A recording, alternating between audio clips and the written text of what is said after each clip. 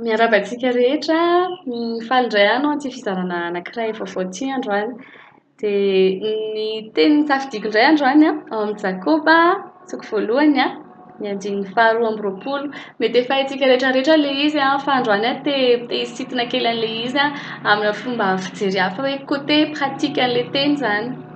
Dia hoy izy vaky ny teny hoe fa aoka ho mpankatoy ny teny ianareo fa aza mpihaino fotsiny ihany ka mamitaka ny tenanareo. Fa raha misy fihaino miteny nefa tsy mpankatoy dia toy ny olona mizaha tarehiny eo amin'ny fitaratra izy fa mijery ny tenany izy dia lasa ary miaraka amin'izay dia adinony ny tarehany. Tena grave be angamba izany hoe manadino ny tarehanao izany nefa mijery amin'ny fitaratra hoe tena ohatran'ny ahoana moa izaho ity. Tena ratsy be izany, tena ratsy. Fa matetika nefa ny ao anatin'ny fiangonana ny zavatra hitako dia betsaka ny olona no rehefa mahazo ten'Andriamanitra dia manao amen izay tena tsara be satria amen ny ten'Andriamanitra, eny sy amen. Fa misy fotoana tia manao amen fotsiny ny olona fa tsy te hanao an'ilay mampiatra an'ilay izy amin'ny fiainana. Matetika hoe ohatr'izao ianao, ampiasain'ny tompo ianao, ohatr'izao dia amen, amen, amen. Dia matetika nefa ny adin'ny olona hoe ilay teny ireko iny nge ka tokony hampiariko isan'andro, ilay teny iny nge ka tokony hiainako isan'andro rehefa tonga ny alatsinainy hatramin'ny asabotsy ohatra satria isika maheno ten'Andriamanitra rehefa alahady dia rehefa tonga ny alatsinainy dia mety hoe mbola mafanafana kely tsy fantatro fa rehefa ao anatin'ny semaine ao dia tena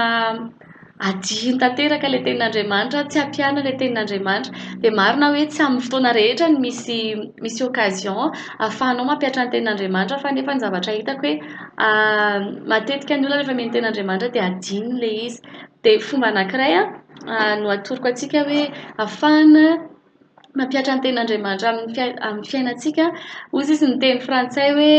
méditer, méditer la parole hoe saintsaina ny teny raha ohatra ka izay ahafahana miteny azy amin'ny teny gasy fa raha ny tena marina mandinika ten'Andriamanitra ohatran'ilay amin'ny fomba fitenin'ny vazaha anazy moa koa hoe miruminer. Ohatran'ny gasy zao ny omby miruminer ohatran'ny hoe ao anatiny ao ilay izy dia mivadibadika ao anatiny ao ilay fomba fitenintsika hoe mandinika ny omby manakaikikaiky ilay izy. Fa ny teny izay raisintsika tsara averimbesintsika any anatintsika foana dia tononontsika hoe izao ilay teny ohatr'izao izao no lazainy. Dia rehefa tonga ny fotoana anankiray dia tadidintsika ireny dia ireny ihany no ampiakarin'ny fanahy-masina ampiarintsika anatin'ny situation anankiray dia na dia mbola tsy mitranga ary ilay situation hoe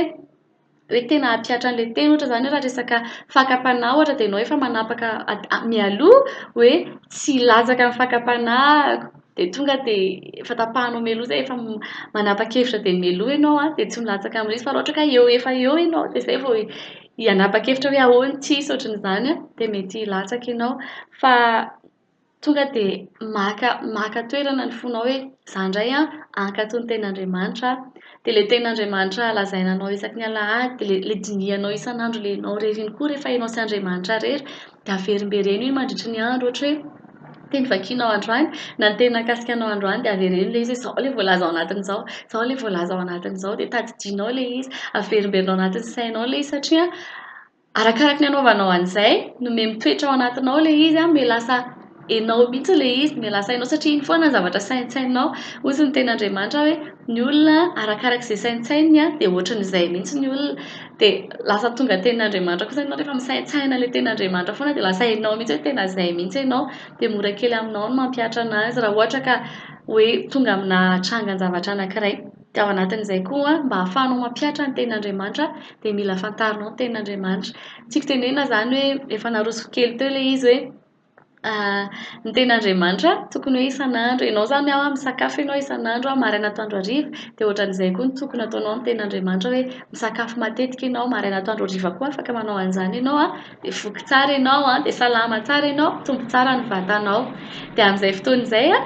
ampy ny ten'Andriamanitra ao aminao sady miovaova. Misy fotoana ianao mihinana mofo, misy fotoana ianao mihinana pizza, misy fotoana ianao mihinana goûter kely dia ohatran'izay koa ny ten'Andriamanitra. Misy sasany vitamine ny ten'Andriamanitra dia ohatran'izay ilay izy fa raha ohatra ka tsy ampy ny ten'Andriamanitra fantatrao ohatra hoe zavatra iray fotsiny ny ten'Andriamanitra fantatrao hoe ohatra izao hoe fahazavan'Andriamanitra na toy izao anahy dia ten'Andriamanitra tsinona isaky ny fotoana rehetra misy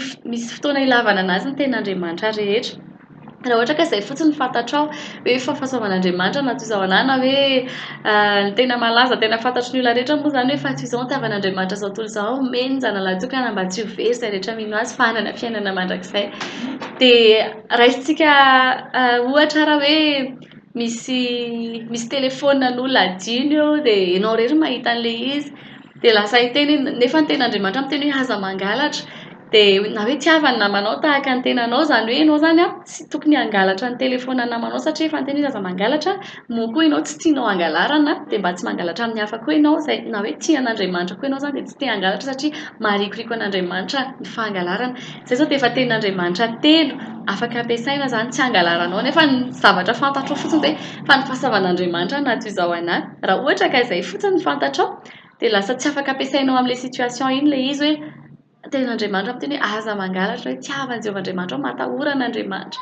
dia lasa tsy manampy anao izay anatina situation fa tokony ho feno ten'Andriamanitra ianao mety efa be dia be namerina an'izay teto amin'ity chaîne ity hoe mila feno tenin'Andriamanitra isika fa mbola verika any fa satria tena marina izay hoe mila feno ten'Andriamanitra isika mila mamaky ny ten'Andriamanitra tsy mijanona amin'ny any am-piangonana ihany fotsiny koa fa ny amen izany rehefa miteny ianao hoe amen izay ten'Andriamanitra dia mampiatra an'ilay izy ianao dia ilay izy iray manontolo mihitsy no atao anatinao dia ampiarinao ilay izy rehefa tonga ny fotoana dia rehefa tonga anatin'ny fotoana anankiray ianao dia raha ohatra izao hoe ianao ka efa namerimberina ilay teny foana hoe ay tsy tokony itiany namako ohatran'ny tenako ity an'Andriamanitra sy atahotra an'Andriamanitra tsy manao izay maharikoriko an'Andriamanitra satria ny mangalatra tsy tiany dia tsy hanao an'izay raha ohatra ka efa niverimberina tao anatinao foana izay editenao ilay teny dia mora aminao ny mahatadidy an'ilay izy rehefa tonga amin'ilay tranga hoe tokony hanapa-kevitra ianao hoe hanao an'ity sa tsy hanao an'ity manampy ianao mandray fanapa-kevitra koa tsy ny ten'Andriamanitra dia raha ohatra ka tsy tao anatin'izay izany izao ianao dia lasa diso ianao fa lasa nangalatra lasa meloko anatrehan'Andriamanitra ianao lasa nanota ianao dia nanao izay nampalahelo ny fanahy-masina nefa ny tenin'Andriamanitra koa miteny aza ampalahelovina ny fanahy-masin'Andriamanitra raha nafantatra an'izay fotsiny ianao izao dia efa afaka miala tamin'ilay fangalarana ohatr'izay koa ny fijangajangana ohatr'izay koa ny ota hafa rehetrarehetra izay afaka ialana rehefa mahafantatra ny tenin'Andriamanitra isika dia maka toerana te hankatoa tsika satria eny sy amen ilay izy rehefa mitentsika hoe amen amintsika ireny eny amintsika ireny dia lasa te hankatoa ny ten'Andriamanitra tsika dia fampaherezana fotsiny ity izany hoe eny sy amen ny ten'Andriamanitra dia mamakia ten'Andriamanitra dia io tsy vakiana fotsiny moa izany ilay ten'Andriamanitra fa mila mandinika an'ilay izy ianao mitsakotsako an'ilay izy ianao dia tena tsy hoe mamaky fotsiny hoe mamaky baiboly anatin'ny herintaona dia vitaiko aingana fotsiny fa na ohatra ka andiny soratra masina telo raha voavakinao anatin'ny fotoana anankiray dia ampiarinao amin'ny fiainanao iny dia izay misy dikany kokoa noho ny hoe namaky ny baiboly iray manontolo ianao nefa tsy nisy nampiarinao ilay izy fa fahalalana anao anatin'ny saina fotsiny fahalalana ara-tsaina fotsiny izany fa tsy lasa hainao ilay izy dia izay no tiako tenenina hoe eny sy amen dia hoy ny ten'Andriamanitra hoe amin'ilay Jakoba voalohany toko 2:20 hoe fa aoka ho mpankatoa ny tena ianareo fa aza ampiainy fotsiny ihany ka mamitaka ny tenanareo aza vitahana ny tenanao hoe ampiaro ny ten'Andriamanitra fa raha misy mpiaino ny teny nefa tsy mpankatoa dia toy ny olona mizaha ny tarehany eo amin'ny fitaratra izy fa mijery ny tenany izy dia lasa ary miaraka amin'izay dia adino ny tarehany aza adinoina koa ny tarehanao fa dinio ny ten'Andriamanitra tsakotsakoy avadibadeo ilay izy dia aoka ianao mpankatoa ny teny dia rehefa tonga ny fotoana anankiray mampiatra an'ilay izy ianao dia mahafaly ny fon'Andriamanitra dia mahereza daholo tahiny tompo daholo dia manaraka indray